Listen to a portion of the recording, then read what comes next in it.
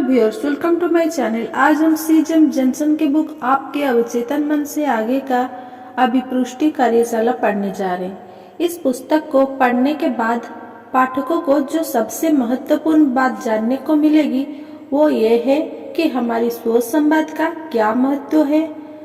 अध्याय 3 और किस तरह हमारा अवचेतन मन हमेशा हमारे सेवा हेतु प्रस्तुत रहता है और हमारे चेतन मन द्वारा दिए गए निर्देशों का तत्परता से पालन करता है।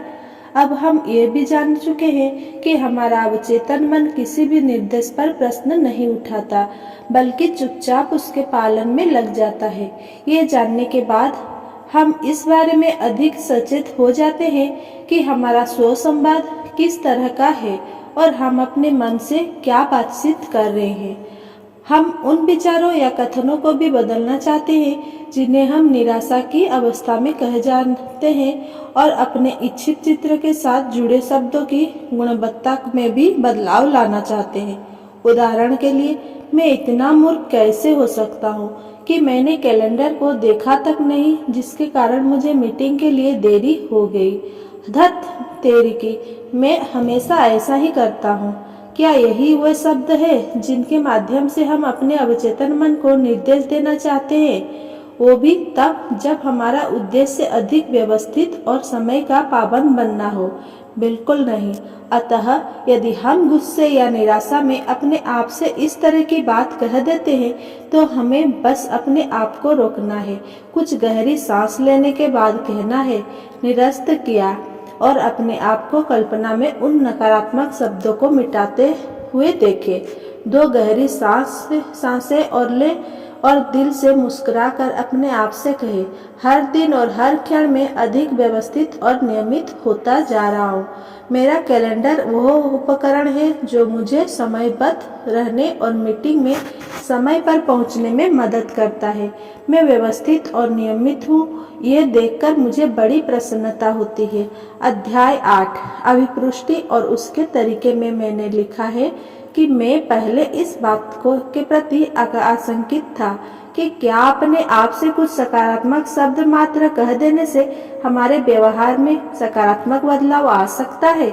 मैंने ये भी लिखा है कि अभिपुष्टि के प्रभाव के समर्थन में गवाही उन विद्यार्थियों ने ही दी है जो पहले इस विषय पर हुई संगोष्ठी में हिस्सा ले चुके थे और अब नियमित रूप से इसकी कक्षाओं में आ रहे थे। जॉन बॉयल ने इन विद्यार्थियों को स्नेहवश सी ट्रेडर्स कहा है, मगर इनमें वास्तविक जीवन में सकारात्मक बदलाव, उपचार, रिश्ते की उन्नति, पारिवारिक संबंध, खेलों में प्रदर्शन, व्यापार में सफलता आदि की अंतहीन सूची है, जो कि यह बताती है कि किस तरह से अभिपुष्टि को नियमित रूप से जीवन का हिस्सा बनाकर वे हर क्षेत्र में सफलता के हिस्सेदार बने हैं। याद रखें कि अभिपुष्टि आपके लक्ष्य को प्राप्त करने में सहायता करने वाला प्रभावी उपकरण है। बेहतर तरीका यह है कि आप अपने लक्ष्य को लिख लें और फिर उन्हें प्राथमिकता बार क्रमबद्ध करें। एक बार में 15 से अधिक लक्ष्य निर्धारित ना करें। जैसे ही एक लक्ष्य की प्राप्ति हो जाए, आप अगला लक्ष्य इस सूची में जोड़ सकते हैं। यहाँ मैं यह भी जोड़ना चाहता हूँ कि हमारा लक्ष्य निर्धारण संतुलित होना चाहिए। हम सभी ऐसे व्यक्तियों को जानते हैं जिन्होंने व्यापार में उन्नति की हो, एकमात्र लक्ष्य के रूप में चुना और उसके चलते उनके परिवार और रिश्तों का संतुलन बिगड़ने लगा। संतुलन बहुत आवश्यक है। नीचे दिए हुए वृत्त में एक खांचे में अपने जीवन के महत्वपूर्ण पहलुओं को भरें। जैसे कि आप हर खांचे को भर देते हैं, आपका वृत्त कुछ इस तरह का दिखाई देगा। जीवन का संतुलन चक्र, व्यापार, करियर, वित्तीय योजना निर्माण व प्रबंधन, आध्यात्मिक यानी कि ध्यान एवं अभिपुष्टि का अभ्यास, आराम का समय, पढ़ना, संगीत आदि, खेलों में प्रतिभागिता व प्रदर्शन, स्वास्थ्य प्रबंधन, निजी मित्र और सामाजिक रिश्ते। ये केवल उदाहरण है। तात्पर्य यह है कि आप अपने जीवन की सबसे महत्वपूर्ण वस्तुओं को चुनें। ये सूची हर व्यक्ति के लिए अलग अलग हो सकती है। एक बार अपने लक्ष्य स्पष्टता से निर्धारित कर लेने के बाद आप अपने मन में उस चित्र को बनाना चाहेंगे जो आपके लक्ष्य को पूरा होते हुए दिखाती है। यहाँ यह महत्वपूर्ण है कि आप ऐसा चित्र नहीं बनाते जिसमें आप क्या जानते हैं या क्या नहीं इसका उल्लेख हो, या आपके पास कितना धन है या नहीं यह देखा जाए। आप अपने लक्ष्य के बारे में ऐसा चित्र बनाते हैं जो वास्तविक दुनिया से मिलता जुलता हो और उसी के आधार पर आप अपने विचार का निर्माण करते हैं, क्योंकि आप यह जान चुके हैं कि वास्तविक दुनिया क्या है और आप में धारणाओं के निर्माण की और उन्हें सत्य में बदलने की जन्मजात ईश्वरीय क्षमता मौजूद है। बस हमें इसे थोड़ा सा धारदार बनाना है और कुछ जंग लगे विचारों को निकाल बाहर करना है जो कि हमारी निष्क्रियता के चलते हमारे मन में घर बनाए हुए थे।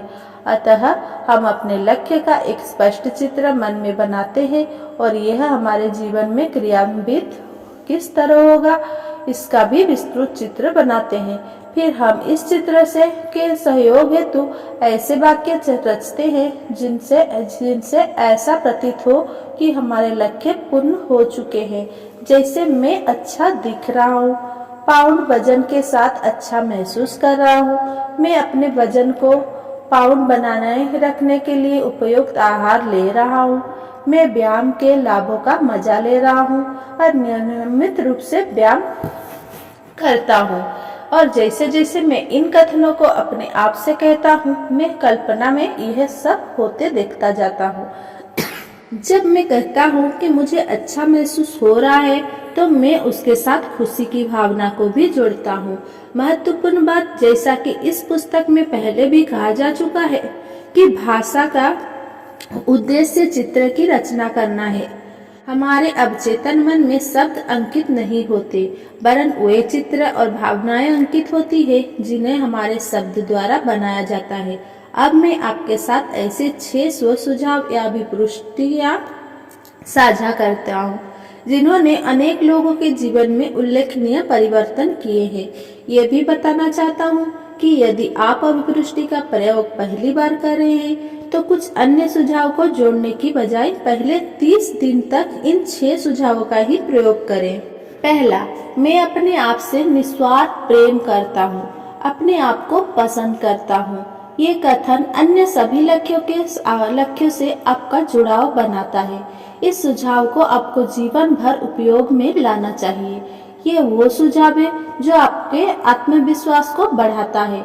हर दूसरों को प्रेम नहीं दे सकते जब हमारे मन में स्वतः के लिए प्रेम ना हो।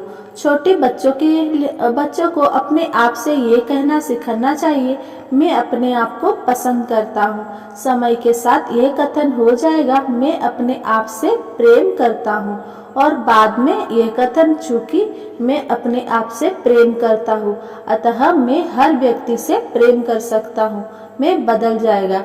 मैं अपनी आलोचना करके अपने आप को कभी हतोत्साहित नहीं करता।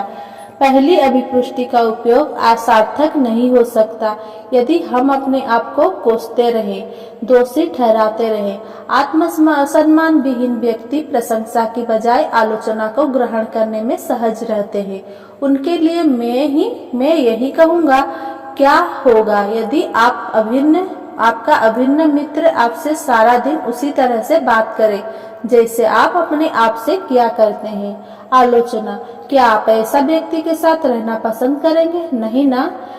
स्व आलोचना से जन्मे सारे नकारात्मक विचार को तत्काल विराम दे और दोहराए। मैं अपनी आलोचना करके अपने आप को कभी हतोत्साहित नहीं करता। 3, मेरे मन में सभी व्यक्तियों के लिए आदर और सम्मान है। एक मनोरोगी इसका अपवाद हो सकता है जिसे कानूनन और चिकित्सित दृष्टि से भी सही और गलत का फर्क नहीं पता।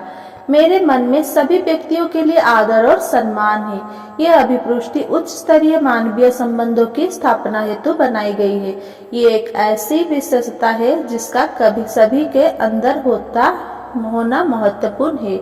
जो लोग इस सिद्धांत का पालन करते हैं वे उस व्यक्ति के भी गुणों को देख पाते हैं जिससे उनका मतभेद हो। जैसा कि मैंने अध्याय 19 में लिखा है, काम की आलोचना करें, व्यक्ति की नहीं। एक अभिभावक अपने बच्चों से कह सकता है, जॉन या मेरी, मैं तुमसे प्यार करता हूँ, मगर तुमने जो किया उससे मुझे प्यार नहीं है। तुम इससे कहीं बेहतर हो और मैं अपेक्षा करता हूँ कि तुम ऐसा काम दोबारा नहीं करोगे।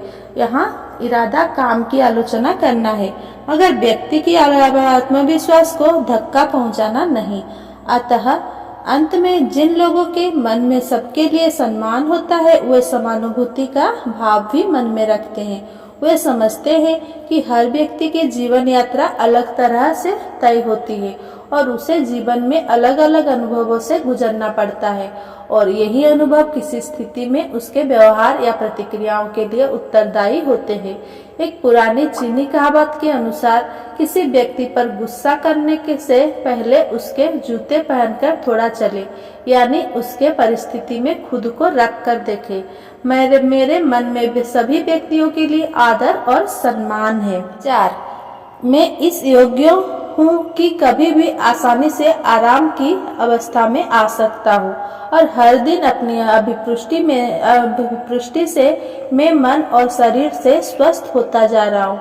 वैज्ञानिक शोधों की विस्तृत श्रृंखला यह कहती है कि अधिकांश स्वास्थ्य समस्याएं तनाव, चिंता और हमारी आराम की अवस्था में ना आ पाने के अक्षमता के कारण जन्म लेती है। आज तेजी से बढ़ती तकनीक के युग में ऐसा प्रतीत होता है मानो हम तेजी से आगे तो बढ़ रहे हैं, मगर हम ट्रेडमिल नामक मशीन पर चल रहे हैं, यानी हम तेज चल तो रहे हैं मगर कहीं भी पहुंच नहीं पा रहे। हमें अपने जीवन में तनाव का प्रबंधन कैसे किया जाए, यह सीखने की आवश्यकता है। बीमारी अर्थात डिजीज शब्द को जब जोजक की सहायता से अलग अलग किया जाता है तो यह डिजीज बनाता है। यदि हम तनाव को अपने मन में इकट्ठा होने दें और उसे बाहर निकालने के रास्ते जैसे व्यायाम, ध्यान आदि ना तलाशे, तो हम अपने आप को बीमारी का शिकार बना रहे होते हैं। कृपया अध्याय 11 आधुनिक युग में मानसिक स्वास्थ्य में मेरिलिन सिल्टर्स द्वारा लिखे गए परिचयात्मक अनुच्छेद को पुनः पढ़ें। इसमें दी गई चौथी अभिपुष्टि हमें स्वयं को आराम की अवस्था में बनाए रखने और जीवन में संतुलन बनाने की जरूरत के बारे में बताती है, हमें याद दिलाती है। 5. मैं स्व निर्णय लेने में समर्थ हूँ और दूसरों को भी यह अधिकार प्रदान करता हूँ। हम में से अधिकांश लोग को इस कथन से पहले हिस्से को मानने में तो तकलीफ नहीं होगी, मगर जब हमारा जीवन साथी, साझेदार या अन्य व्यक्ति अपने अधिकार का उपयोग करना चाहे तो हम उसका प्रतिरोध कर सकते हैं। अब इस कथन को इस तरह पढ़ें, मैं स्व निर्णय लेने में समर्थ हूँ और दूसरों को भी यह अधिकार प्रदान करता हूँ। हर व्यक्ति या किसी घटना के प्रति अपनी प्रतिक्रिया के लिए मैं स्वयं उत्तरदायी हूँ। यह मुद्दा इतना महत्वपूर्ण है कि हमने इस पर चर्चा के लिए एक पूरा अध्याय लिखा है। 20. बाहरी घटनाओं के प्रति हमारे चुनाव और प्रतिक्रियाओं की निजी जिम्मेदारी को समझना। इन 6 अभिपुष्टियों का और केवल इन्हीं का उपयोग अगले 30 दिनों तक करके देखें। लोग आपसे कहेंगे, आप कर क्या रहे हो आखिर?